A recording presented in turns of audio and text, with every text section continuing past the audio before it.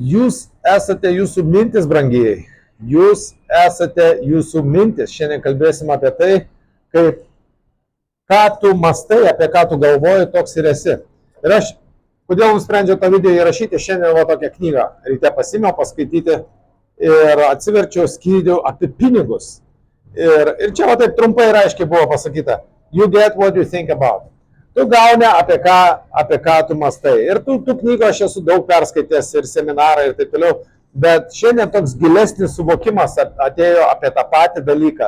Reiškia, kaip žmogus nori pinigų, turi aukštus piniginius standartus, bet kažkaip, kad ir ką tą darytų, nesiseka. Jeigu jums taip yra, klausykit iki galo. Paaiškinsiu, kodėl taip yra. Nežinau, kiek minučių tas video įrašas užtruks, bet klausykit įdėmiai, nes tos dalykus jau aš studijuoju 30 metų. O dabar, kas liečia jūs gaunate iš gyvenimo tai, ką jūs mastote. Ir jeigu jums nepatinka jūsų gyvenimas, pasižiūrėkit aplinkui, kas yra, pasižiūrėkit, kaip jūsų sąskaitos atrodo, kur jūs gyvenate, kokį maistą valgot, koks jūsų kūnas, kokia sveikata, tai yra jūsų mintis. Jūs patapote todėl tokie, nes taip mąstėte. Ir tuo aš viską argumentuosiu, ramiai išaiškinsiu, ar ne? Jeigu aš gyvenu tokioje aplinkoje, va, ką mes čia matom, ar ne? Ką matom? Žaidimo aikštelė, vaikų, ar ne, čia tas, prie vandenyno, ar ne, vandenynas, didžiuliai apartamentai, 220 kvadratinių metrų, stalo tenisas viduje yra kitose videose, gal matėt, ar ne? Žodžiu, šilta, gražu, aš gyvenu Miami. Kodėl aš gyvenu Miami? Todėl, kad aš kažkada apie tai svajojau, galvojau ir štai čia mano aplinka. Su tokiais žmonėmis aš bendrauju, su kokiais aš bendrauju, nes aš apie tai mąsčiau, ar ne? Tuoj patvarkysim, kad ir aš matyčiaus ir vaizdas, ar ne? Aš apie tai galvoju, todėl aš gyvenu tokioje aplinkoje. Jūs galvojate, apie ką jūs galvojate šiuo metu, jūs tokioje aplinkoje, iškoti gal aukščiau pakelsiu aš tą. Jūs apie ką šiuo metu galvojate, tokioje aplinkoje ir gyvenate, ar ne? Dabar lėtai, nes kai kuriems bus žmonėms sunku suprasti. Pirmą aš pasakysiu, čia aš turiu krūvą knygų, rekomenduosiu jums paskaityti knygas. Čia 2 knygas, kur visiems savo brokeriam rekomenduoju Napoleono Hilo Mąstyk ir būk turtingas. Mąstyk ir būk turtingas. Visi mano brokeriai, vos ne kaip privaloma yra jiems perskaityti tas knygas, kad su manim dirbti, bendradarbiauti, kad būtumėm ant tų pačių bangų. Kita knyga Napoleono Hilo, tiksliau Dale Carnegio, kaip įsigyti draugų ir daryti įtaką žmonėms. O čia lietuvių kalba. Lietuvių kalba, kas skaito, ar ne? Po to dar va to paties Napoleono aš ir angliškai skaitau, ar ne? How to own your mind, reiškia, how to own your mind. Kaip užvaldyti, kaip tapti savo proto savininku. Kita gera, tarp kitko, knyga, man pavadinimas labai patiko, bet čia yra multimilijardierius. Shut up and listen. Jeigu jūs girdit kažką protingai šneka, nekiškit savo nuomonės, jeigu ta nuomonė jums neneša rezultatų. Užsičiapkit ir klausykit, ką kiti žmonės turi pasakyti, jeigu norit naudos gauti savo gyvenime, ar ne? Kita knyga nuo 0 iki 1, čia Peteris Thilas toks parašęs, bet čia sėkmės istorijas, kaip keli vaikinukai, visi dabar šiai dienai milijardieriai yra, nuo 0 iki 1, kaip jie masto, kaip jie taip toliau. Kita knyga, smegenis, kas nori pasitvarkyti, Psycho-Cybernetics anglų kalboje. Šitas The Next Rule, Grant Cardone's The Next Rule lietuvių kalba irgi. Jeigu kas norit jau tokie karingi būti, suprasti, kaip čia valdomos tos masės ir taip toliau, yra Sun Tzu, reiškiasi karo menas, yra net lietuvių kalba. Čia nepilna yra versija, bet tokia sutrumpinta versija, jau bent jau idėja, kaip vyksta karai. Karo menas, įsivaizduokit, karas yra menas, ar ne? Suprasti tuos dalykus reikia. Karas buvo visada neatsiejama mūsų civilizacijos dalis.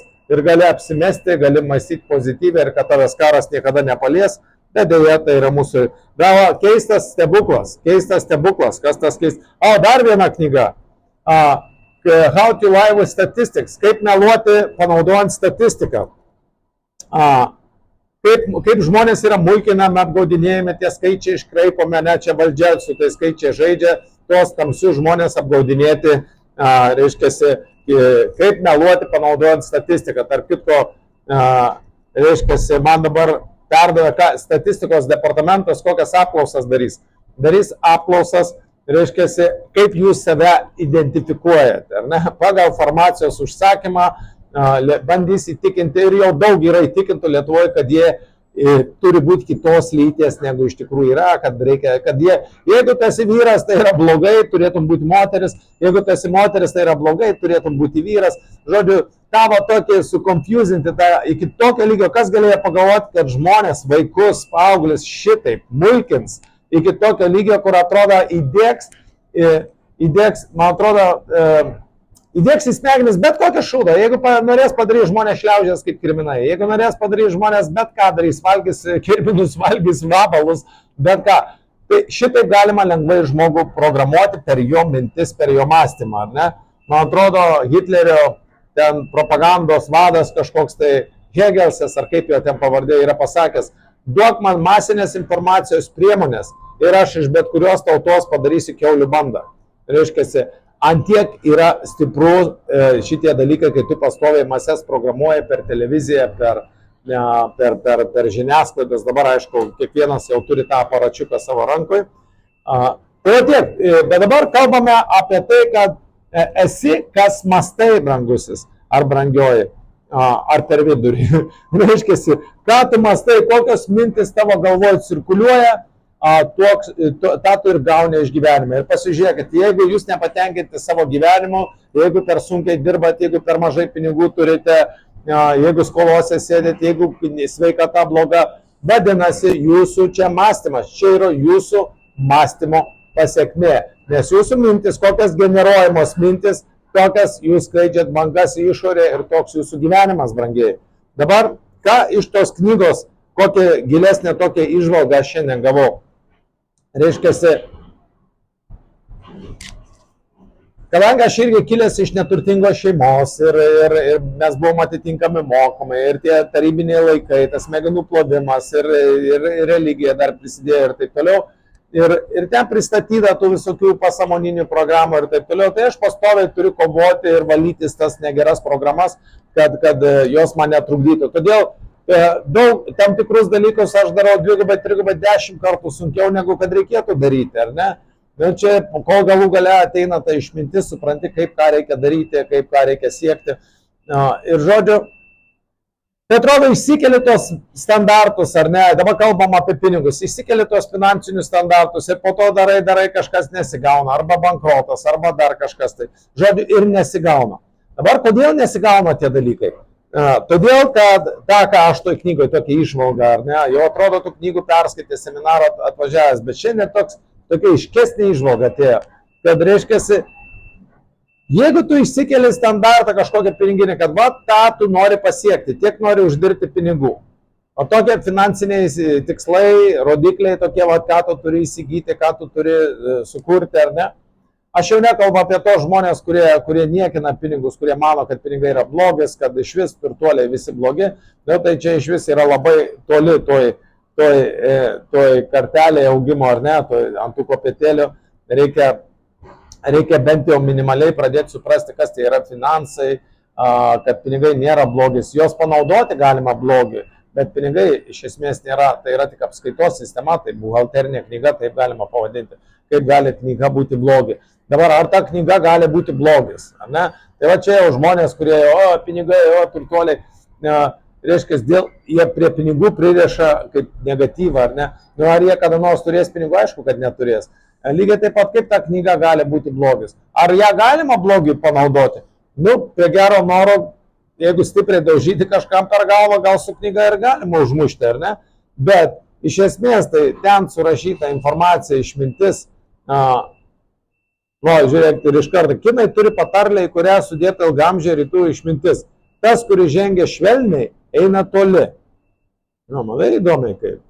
Tas, kuris žengia švelniai, eina toli. Tie kultūringi kinai 5000 metų studijavo žmonių prigimtį, sukaupė savo saugyklose daug išminties. Tas, kuris žengia švelniai, eina toli.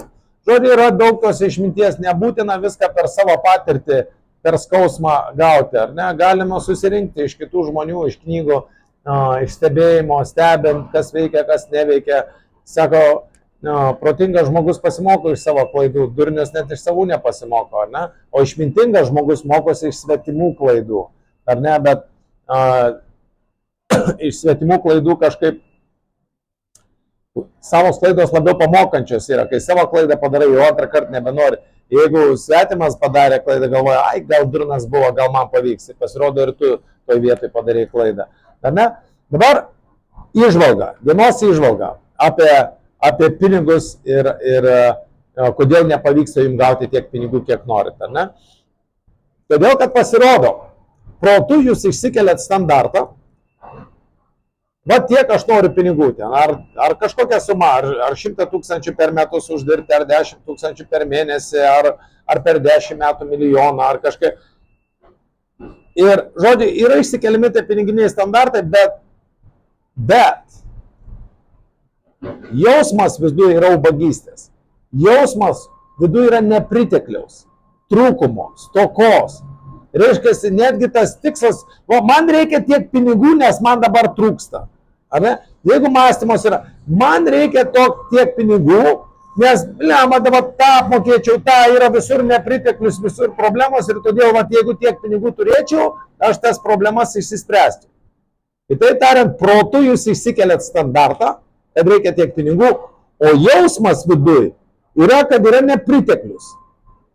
Ja, ir ką toj knygoje man šiandien padėjo suvokti, kad būtent tas jausmas yra lemiamas faktorius. Ne tavo standartas, ne tavo mintis, ką tu čia, aš noriu milijoną. Nu gerai, pasakė milijoną, o kaip tu viduje jautiesi dėl to milijono? Ar bus tas milijonas? Ar bus tas 100 000? Ar bus tie 1000 eurų? Ar tu sustaupysi? Jeigu tu nusprendi, jeigu tu jau viduje galvoji, kad pas tai yra trūkumas, visur trūksta, jeigu gerai pagalvosi, visata mūsų yra perteklinė, oro perteklius, vandens perteklius, visas yra perteklius. Iš kur atsirado tas tokio ribojimo ir trūkumo mentalitetas? Kas sudėjo žmonėm į galvą? Čia bus verta pamastyti, ar ne? Aš užduosiu jums daugiau klausimų, užkelsiu, perklausius šitą video, negu atsakymų. Kitaip tariant, priversiu jūs mąstyti savarankiškai, ar ne? Ir čia geras dalykas, mąstyti yra gerai, o gerai mąstyti yra dar geriau, ar ne? Tai va, žodžiu, reiškia, žmogus išsikelia tą standartą, va tiek pinigų uždirbsiu. Ir po to, o kodėl jis išsikėlė? Jausmas viduje, kad, va, yra nepriteklius, yra sunku tuos pinigus gauti, va, problemos dėl to, kad tas jausmas pasirodo. Ir koks yra viduje jausmas, toks ir bus rezultatas. Ar ne?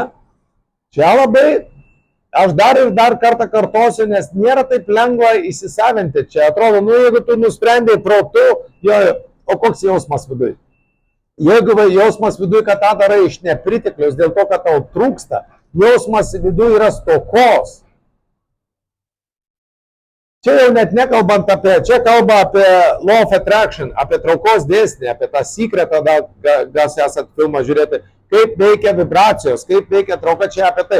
Bet aš noriu paaiškinti, kiek įmanoma paprasčiau, kad kiekvienas žmogus suprastų. Juk gerai, jeigu pagalvosim, mes darome dalykus tokius ir tada, ir taip, mes pajudam iš vietos, kažką darom priklausomai nuo to, kaip mes jaučiamės. Jeigu mes jaučiamės, angliškai netgi sako, I don't feel like doing it. Aš nesijaučiu, kad norėčiau daryti. I feel like doing it. I feel like I'm getting there. Ar ne? Tai lietuviškai tai būtų žmogus pamąsto. Jeigu žmogus nesijaučia, nėra nuotaikos, nenori aš to daryti.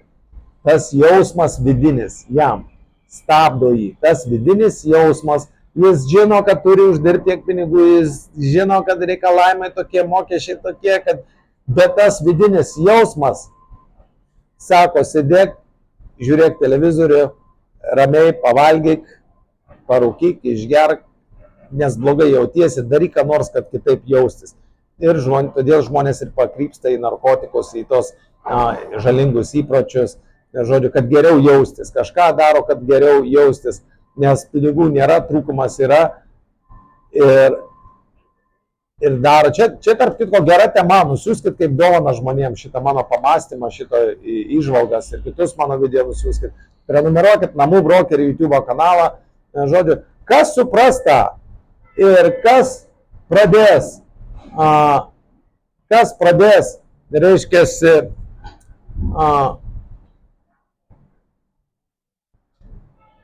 tą praktiką įdėginėti, pas tą reikalai garantuotai pasikeis. Jeigu žmonės tik tiesiog galvos, tie pinigai blogis, aš privalau tiek gauti, situacija bus tik tai blogiau. Žmogus dar labiau, yra kitas mano video įrašas apie depresiją, ne? Kaip įveikti depresiją 24 metais, kaip išsikelti tikslus 24 metais. Žiūrėkit, prenumeruokit tos mano video, Namų brokerių YouTube kanalas, ne? Kas nori pakelti savo finansus, kas nori naudoti tas žinias, ką aš jums pasakoju, ir pradėti gauti pajamas nekilnojamam turte, mokantis, padedant žmonėms, kontaktuokit mane. Kontaktuokit mane. Taip, apmokymai yra mokami, bet tai, ką aš per 30 metų sukaupiau, jūs, reiškiasi, aš jums sudėsiu į galvas didžiąją dalį tų žinių per 3 mėnesius, per mėnesį, 2, 3, skirtingai kas kiek veiklus yra imlus, kiti jau per mėnesį viską perpranta, ar ne? Visą savo tas paslaptis aš jums papasakoju, ne? Gudrybės, tas, sakykime, know-how nekilnojamam turte. Tai va, bet dabar šnekam bendrai apie visus. Tai, ką jūs šiandien daro, ten, kur esat, jūs galite pradėti gauti pajamas lengviau, paprasčiau ir didesnius pinigus patraukti į savo gyvenimą. Jeigu jūs pradėsite tinkamai dėl tų pinigų jaustis, tinkamai dėl tos veiklos jaustis, ar ne?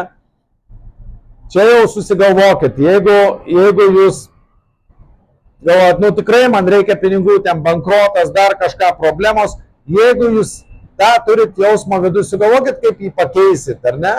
Kad sugalvokit, kodėl gal ir gerai, kad tos problemos yra, kad jūs tobulėjat, kad jūs dabar finansais labiau, kad jūs tą video galų gale žiūrit. Jeigu būtų pas jūs pinigų pakankamai, jūs net nežiūrėtumėt, netobulėtumėt, eitumėt pizzas valgytumėt, švestumėt, baliavotumėt, dar kažką tai gertumėt, šoktumėt ar ne, tokia ne visai pati konstruktyviausia veikla užsimtumėt ar ne, daugiau netgi žalojant, kenkiant organizmui. Kodėl va, žmonės atrodo, turi pinigų, uždirba ir taip toliau, bet kodėl eina vartoja alkoholį ar cigaretės, rūko ar narkotikus? Todėl, kad viduje jie blogai vis tiek jaučiasi, jie kaip sugebėjo valios pastangom tų pinigų sugeneruoti, ar kažkur prilinda, ar kažkas tai tokio, ar ne, ar tiesiog sukandę dantis jie daug valandų dirbo, sugebėjo tos pajamas sugeneruoti, bet viduje vis tiek kažkodėl blogai jaučiasi. Ir po to, kas gaunasi, kaip gumytė, pauk, šauna atgal. Kodėl? Todėl, kad viduje nesijaučia turtingi, nesijaučia verti gal tų pinigų. Bet reikia, privalo, tai sukandę dantis padarė tos pinigus. Bet jausmas yra toks, kad trūkumas, kad stoka, kad jie neverti tų pinigų. Ir gaunasi atgal šovimas. Aš pats savo kailiu tą patyriau. 25 metų buvau lietuviškas milijonierius, 27 metų aš jau buvau bankrotas, ne? Ir galvoju, kaip čia taip gali būti. Ir įdomus dalykas, kuo daugiau dirbau, kuo daugiau valandų dirbau, tuo labiau man viskas griuvo. Ir tą turbūt esate daug kur knygose jau girdėję. Čia toks kaip aidas, nes taip veikia tie dėsniai pasirodo, ar ne? Jeigu aš norėjau apsukti reikalus, man reikėjo kaip tik pailsėti, man reikėjo atsikvėpti, nereikėjo man alinti savęs per didelį valandų kiekį. Aišku, kartais reikia įsitempti, reikalinga disciplina, reikalinga rutina, reikalingas sistemos. Šitie visi dalykai reikalinga, bet tu bedarydamas visą tą, man patiko Arnoldo Schwarzeneggerio toks kaip patarimas, čia pas mus paplūdimį platina paplūdimį, kad mes turėtumėm didesnį paplūdimį, ne? Vanduo ateina, viską nuplauna, ir pila smėlį, vanduo ateina, nuplauna. Na, žodžiu, amžinas darbas, amžinai žmonės turi darbą, kainuoja $100 milijonų tokie projektai, nu, bet ir Lietuvoje panašių projektų daroma, ar ne? Aš tikiuosi labai čia netrukdys šitą mano video įrašui, nes jau labai, aš tikiuosi girdit jūs mane vis tiek labiau per mikrofoną, aš specialiai mikrofoną įsisegiau, kad per mikrofoną girdėtumėt. Ir čia turėtų nuvažiuoti už kokių poros minučių, tai kantrybės, jeigu trukdymas vyksta.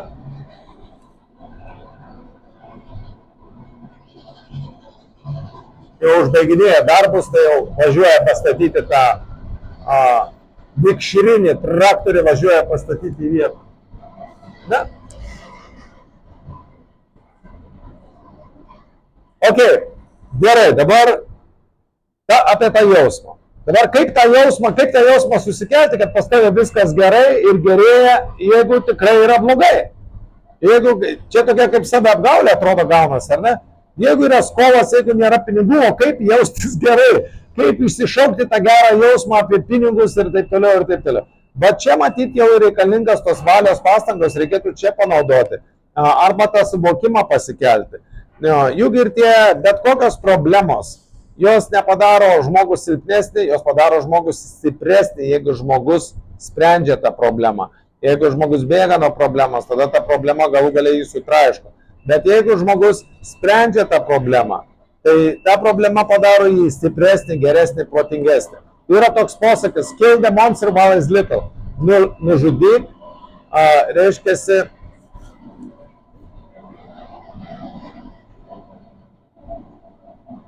nužudyk monstrą, kol jis mažas. Ne? Tai problemas reikia spręsti, kai jos tik pradeda kilti, arba kol jos mažos. Kai jos palieka didelės, tas problemas yra daug sunkiau sutvarkyti, nes jos atrodo jau tave toj sutraiškis. Ar ne? Dabar jausmas. Jausmas. Kaip tą jausmą išsigeneruoti? Tai toj vietoj galima ir medituoti, arba galima galvoti, okei, tas jausmas viduje kyla kaip ir trūkumo, bet galima juk save įtikinti, kad tas trūkumas veda tave vis tiek į augimą, į progresą ir kad tu tobulėjai ir kad tu pritrauksi tu daugiau pinigų. Tas sunkumas, kad ta situacija šiai dienai gal tave įkvėpia augti, tobulėti. Todėl reikėtų tą jausmą pradėti generuoti, kad tu esi procese. Nebūtinai, kad tu jau esi turtingas, kad tu jau turi pinigų, kad tu gauni tokias pajamas, kokias tu nori, bet tu procese esi link tų pajamų gavimo. Tas būtų tiesa. Sakyti, aš jau turiu milijoną, aš jau turiu milijoną, prieš veidrodį ar užsimerkus, atmerkia akis, žiūri, kad neturi tu tą milijoną ir galvoja, Jėzus Marija, ką aš čia dabar save apgaudinėju, ar ne? Tada toj vietoj, o kaip, čia reikia labai šiek tiek subtiliai, o koks apimtų jūs jausmas, jeigu jūs turėtumėt milijoną, ar 100 000, ar 10 000, žiūrint, kokioje šiuo metu jūs stadijoje esat ir kiekvienam žmogui, kai kuriam žmogui gali 100 eurų būti didelė suma šiai dienai. Esu ir aš buvęs tokia situacija. Kai 100 eurų atrodo, $100 tais laikais buvo didelė pinigai, atrodo, ar ne? Tai, žodžiu, o kaip aš jausčiausi, jeigu turėčiau tą sumą? Nebūtina sakyti, kad aš jau esu, aš jau turiu, bet kaip aš jausčiausi ir prisiminti tą jausmą, išsišaukti tą jausmą, stiprinti tą jausmą, generuoti tą jausmą. Ir su tuo jausmu tada eiti ir žiūrėti, ten sąrašus, planus daryti, iš kur tų pinigų, su tuo klestėjimo jausmu, su tuo pertekliniu jausmu. Nes jeigu gerai pagalvosite, tai mes gyvenam pertekliniai visatoj. Taip, kad vyksta ten tie visi, sakykime, globalistai ar dar įstai kažkokie, tai jie nori užvaldyti tą sistemą, nori kontroliuoti ir taip toliau. Taip, tas viskas vyksta. Bet ar jūs privalote dabar dėl to verkšlenti? Jeigu sėdėsit ir verkšlensit dėl tų blogų, jeigu gali kažką pakeisti, sustabdyti tos veikėjus, tai padaryk, bet ne verkšlenk atsisėdęs, ar ne? Ir, reiškiasi, bet ir vėl, žiūrėkit, ką tie visi įstai, globalistai ir visokie įstai, ką jie bando padaryti, tie valdžistai jūsų, ar ne? Jie bando, kad jūs mąstytumėt taip, kaip jiem reikia, kad jūs bijotumėt tos ligos, kad jūs mokėtumėt, kad bijotumėt globalaus.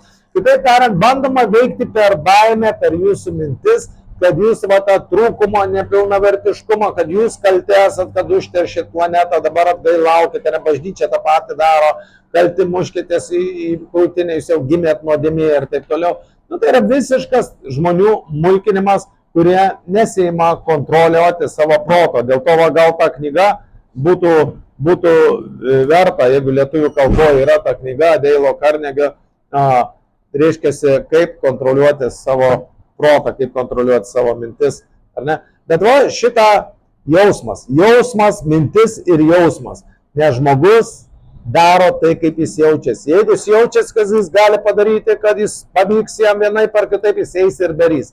Jeigu jisai jaučia, abejoja, kad jam blogai jaučiasi ir dėl pinigų blogai jaučiasi ir nepilnavertis, nu tai ką jis darys, jis ims pigiausiai apmokamus darbus, jis paklus kitam, ką kitas sakys, nu ir vieno žodžio, va tas jausmas pasirodo ir sukurs jūsų realybę. Ir su tos baimės sutrikdys virškinimo sistemą sugriaus jūsų sveikatą, sutrikusi ar ne, intoksikacija ir taip toliau, ir sveikata bloga, ir pinigų nėra, ir viskas yra blogai, ar ne?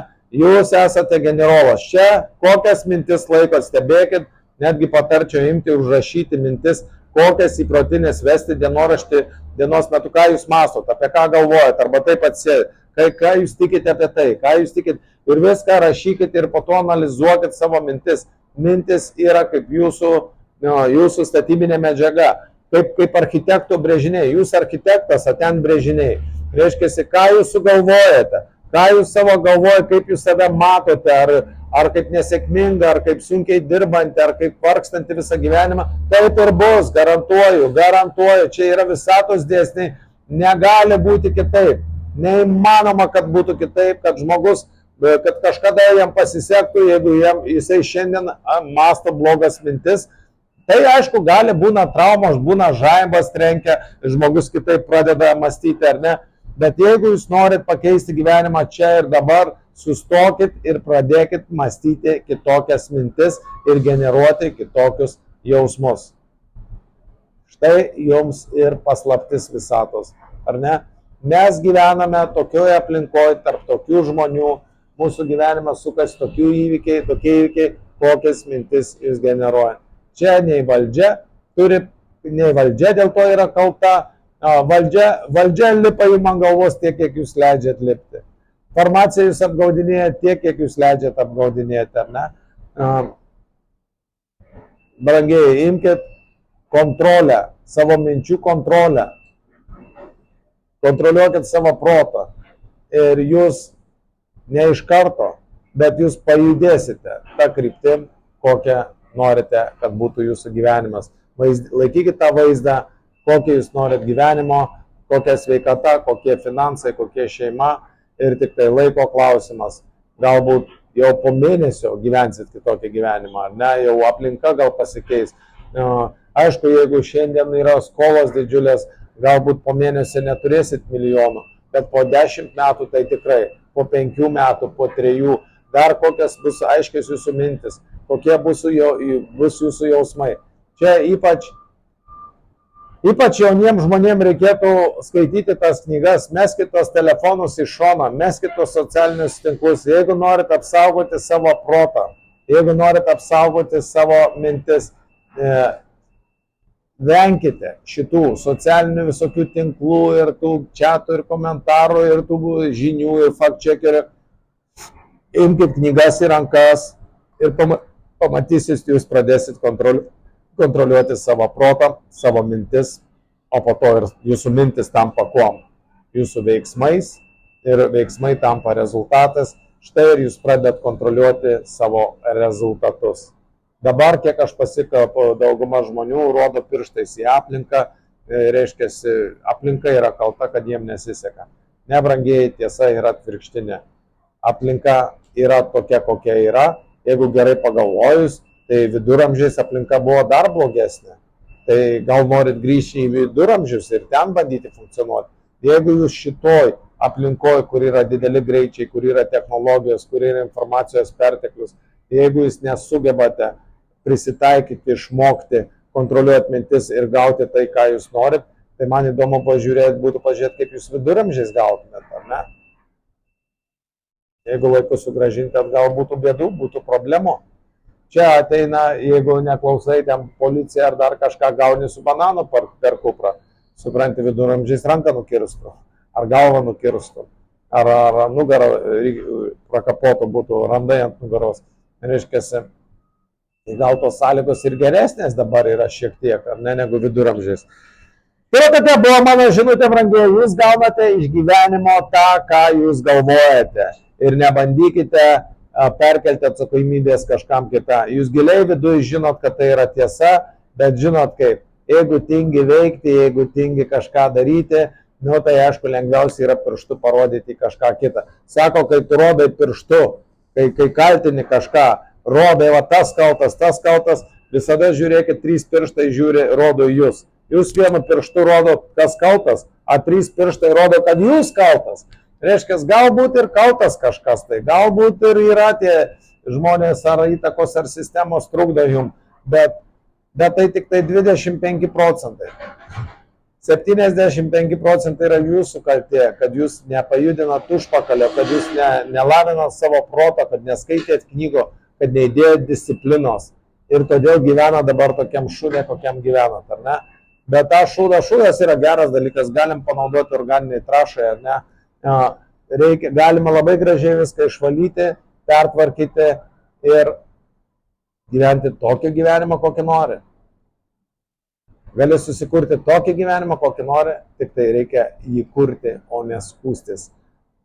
Miami brokeris. Parduodu namus visoje Lietuvoje, kam reikia namą parduoti, nesvarbu didelius ar mažus. Klausykit interviu iš mūsų klientų, patys pardavinėja, reiškia, ne vieno kliento nebūna, mes paimam 45 klientus atvažiuoja. Agentūra kita pardavinėja 5 klientai per metus, mes 5 per dieną atvežam.